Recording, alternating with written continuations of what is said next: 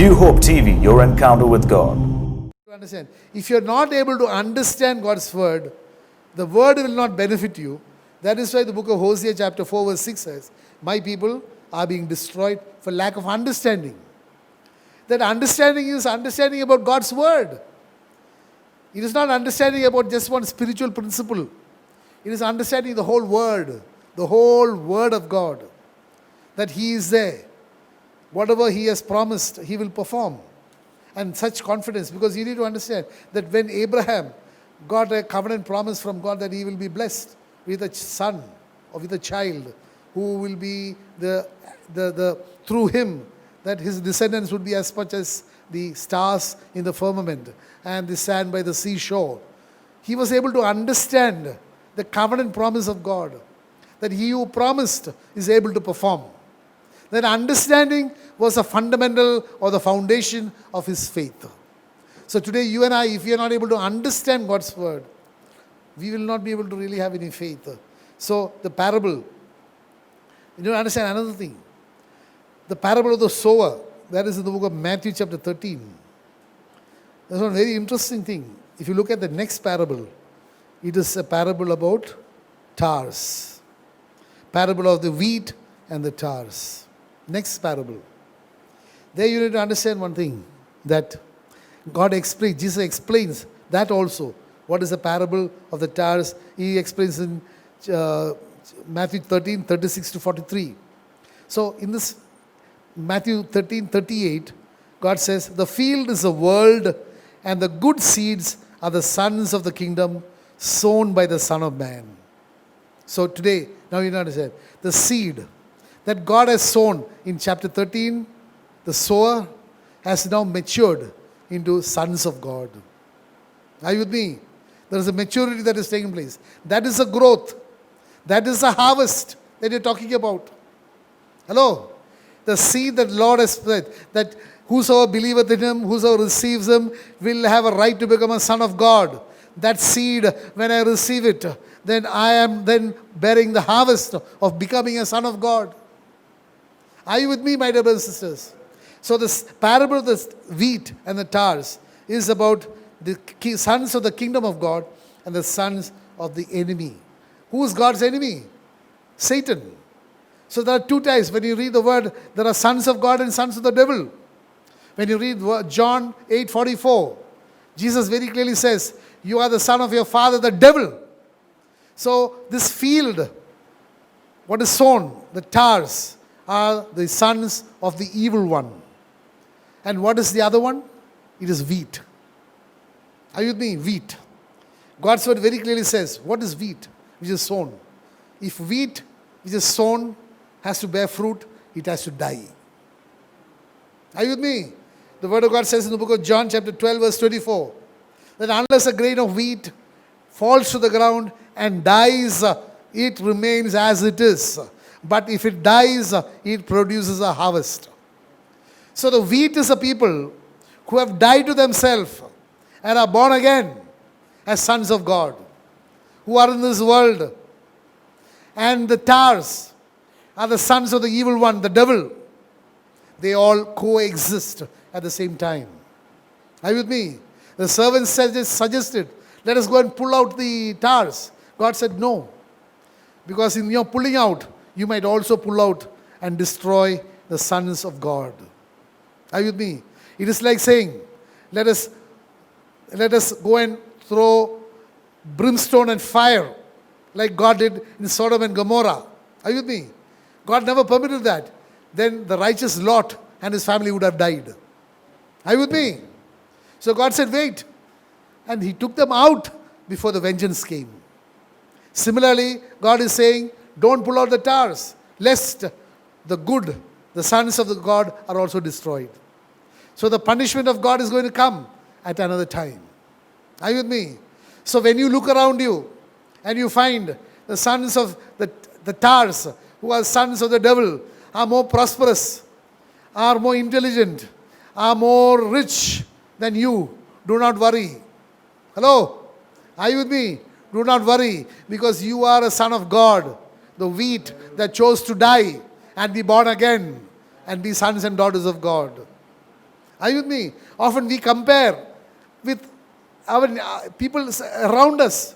How are they? How big are they? How rich are they? How famous are they?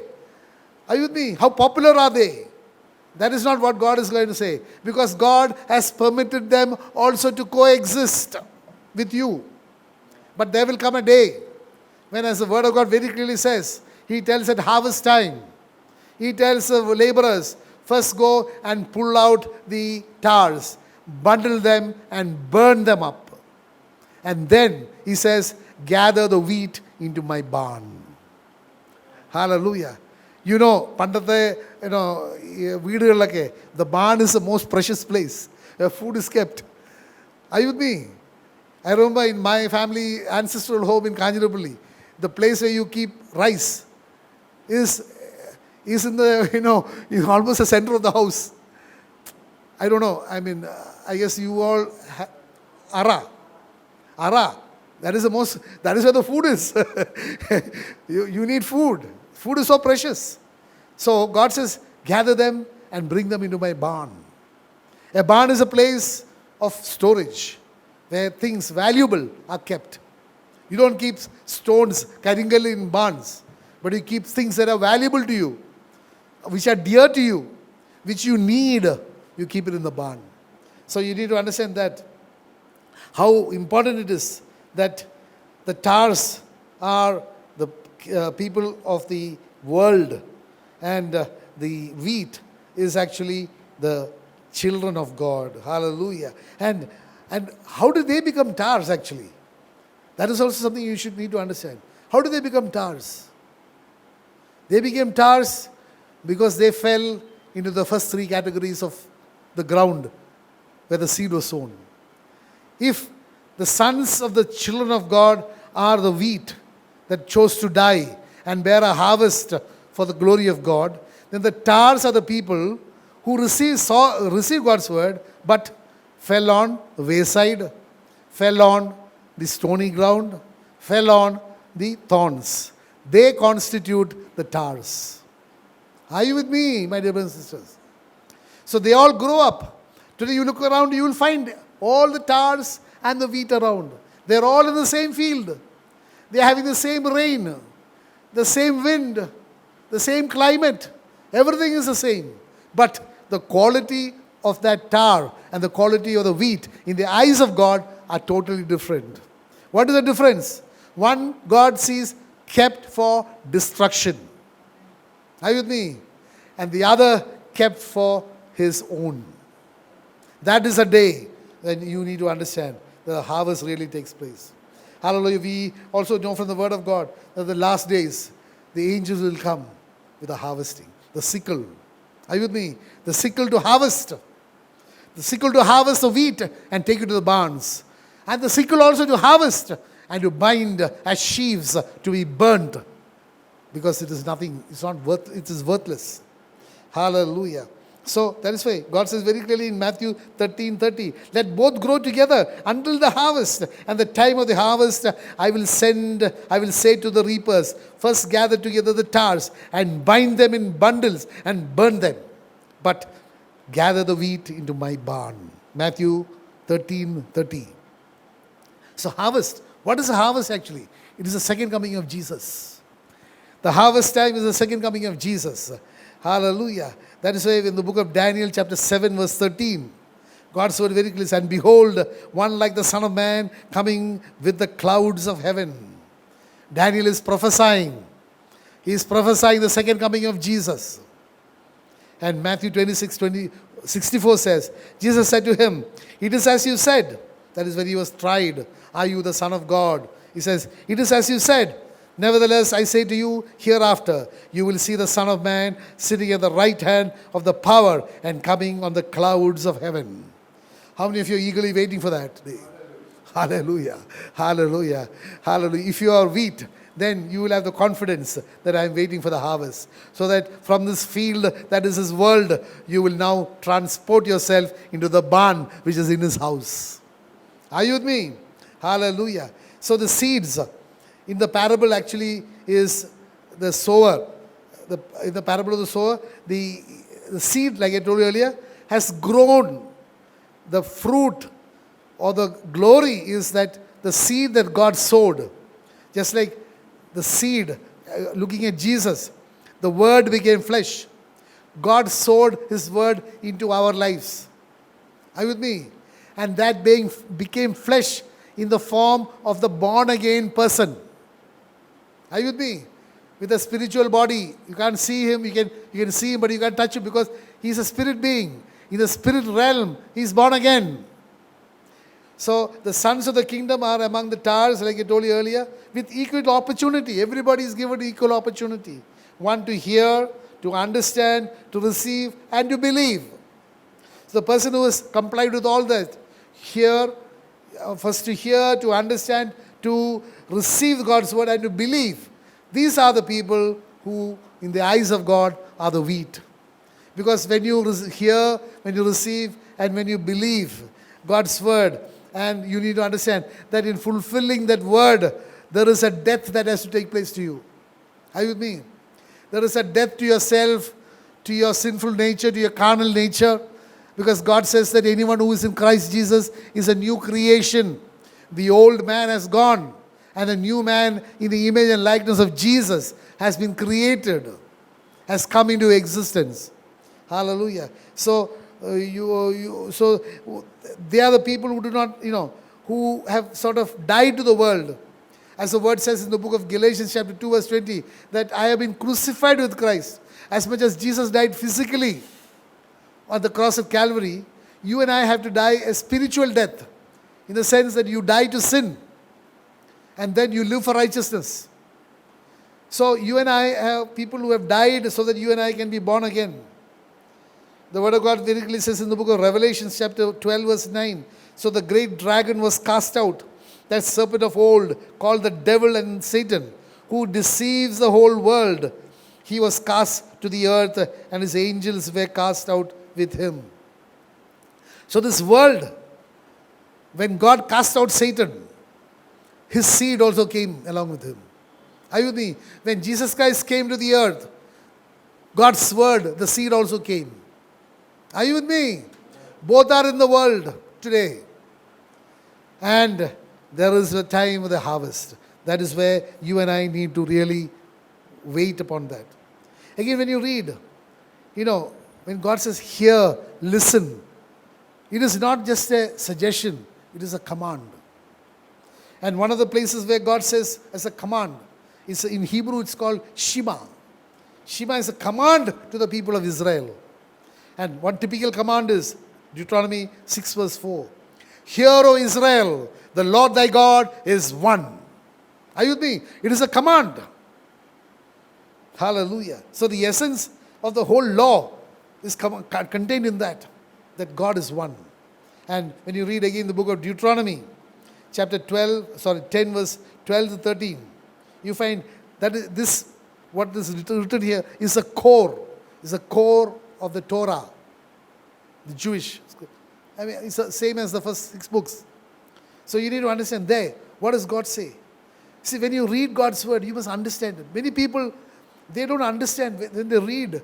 It is some sort of a text which they read. They don't understand. It is God speaking to you. Are you with me? When you sit with God alone, God is speaking to you through His word. This is a covenant that He's given us. If He says that I will heal you, this is a covenant promise that He's given us. You must be able to receive because this word is alive. Are you with me? It is active. And it is as true yesterday, today, and forever. These are the things you and I need to understand. So when you and I read a word, you must understand that the word is for me. And that the word will produce a harvest if I receive it in my good heart, in faith. The essence of, like I told you, Deuteronomy 10 verses 12 to 13 is, and now Israel, what does the Lord your God require of you? But there are only few things. 1, to fear the Lord your God. 2, to walk in all His ways and to love Him. 3, to serve the Lord your God with all your heart and with all your soul. 4, to keep the commandments of the Lord and His statutes which I command you today. Are you with me? For your good. He wants to bless us. So if you and I are able to receive God's word, I mean, Each time you read one word, if you are able to really take it as a personal message from God to you, you will have so much joy in reading that word. But if you read it as a history, what God did to Joshua or what God did to Moses, then you are a stranger to that. You are an observer. Are you with me? You are an observer to what God did. But I want to tell you, God wants you to be a participant in what God is doing. It is like a football match. You can either watch the match or you can play the match. God wants you to play and not just watch. Because by watching, you don't get anything. But playing, and when you win, you get the reward. Paul says, I fought a good fight. I finished my race and I kept my faith. And there is therefore, the righteous judge has kept a crown of righteousness for me. And not only for me, but for everybody who is eagerly waiting for the coming of the Lord, for the harvest which you're talking of. Are you with me? The harvest, where the tares will be separated from the wheat, and the tares will be burnt, and the wheat will go into the barns of the Lord. Hallelujah. Again, God says, sometimes, God says, hear, Shema says, hear, O Israel, hear, commandments. But seldom people listen to that. That is why when you read the book of Revelations, chapter 2, verse 7, 11, 17, 29, chapter 3, verses 6, 13 and 22, you find, I just read one. God gives you an advice, then he comes back to our human nature, the nature of the people who are listening to that message.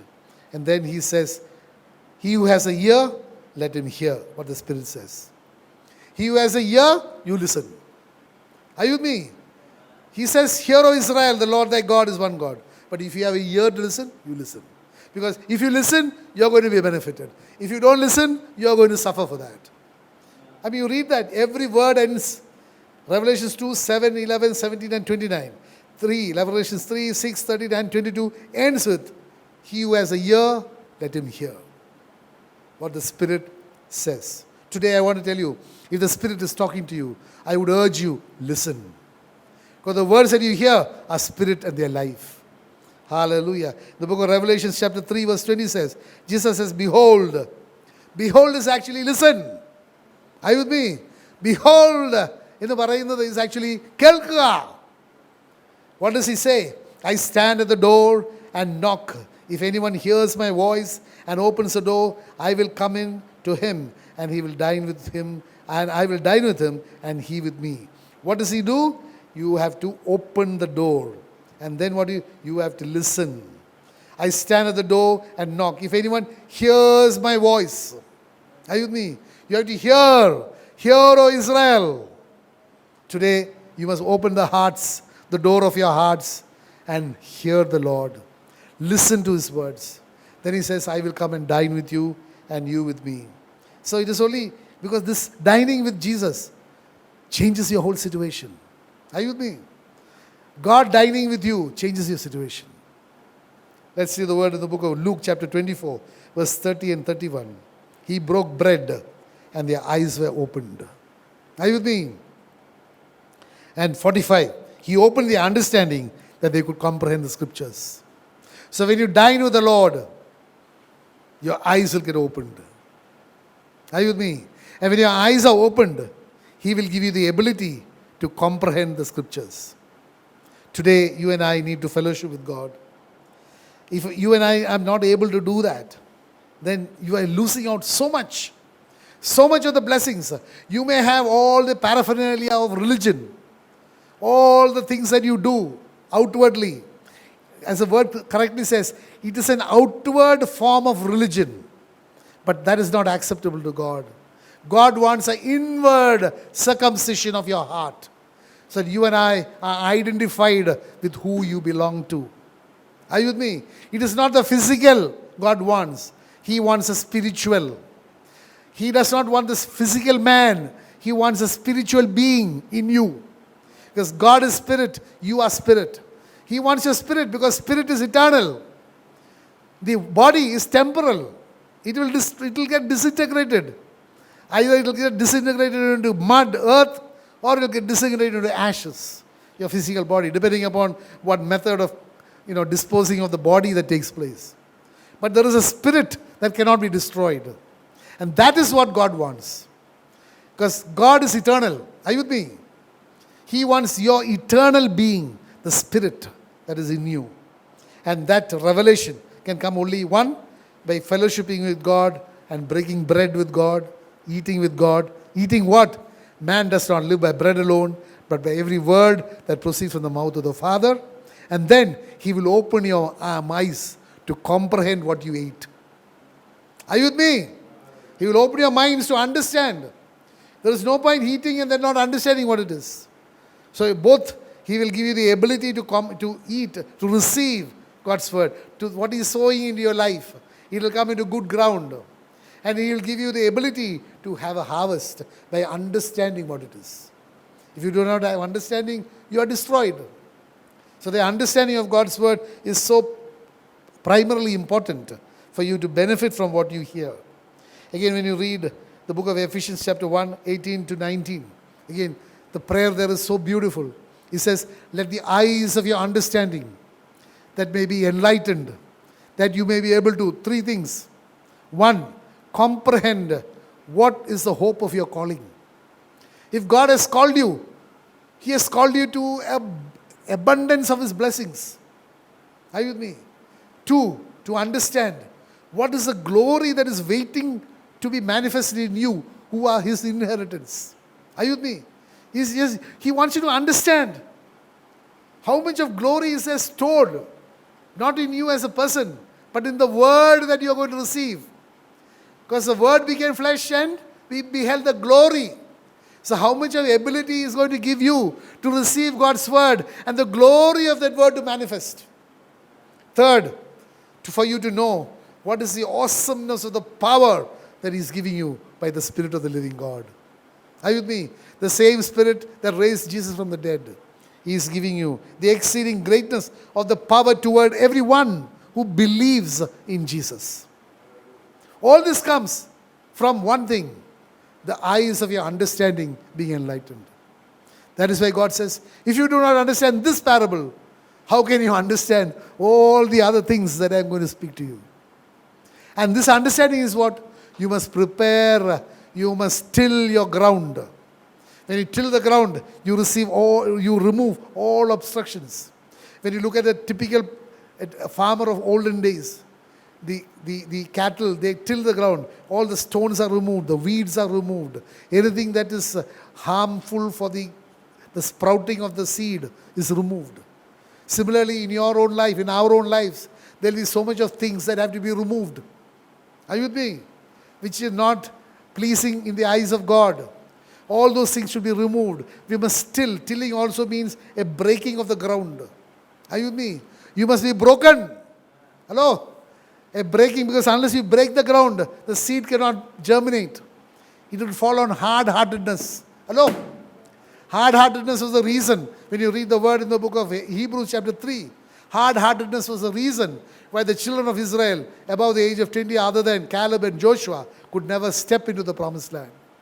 There was no lack of promise, but they did not enter the rest because of hard-heartedness. They did not till the ground. Are you with me? They did not till the ground of their heart. So today you and I need to till the ground of your hearts so that the seeds, the word that you hear will bear 100-fold. Not 60. Never be satisfied with 60. Never be satisfied with 30. Satisfied with 100. Pandaka, when you buy a paddy field, എത്ര മേനിയാണെന്നാണ് ചോദിക്കുന്നത് അല്ലേ അല്ലേ എത്ര മേനിയുടെ നിലവാ അല്ലേ 100 മേനി 50 മേനി maybe it's a good plot, but a 100 Meni plot gets better price than a 50 Meni plot. I mean, agriculturists know the equations. So it is a capacity, not of the seed, hello, but of the ground. Seed is the same, but it is a capacity of the ground to yield. So I pray that each one of us will be a ground which can yield 100-fold. When you say 100-fold, many alla avada kadakku. Avada 100% of the word. Blessings, 100% of the word is the harvest.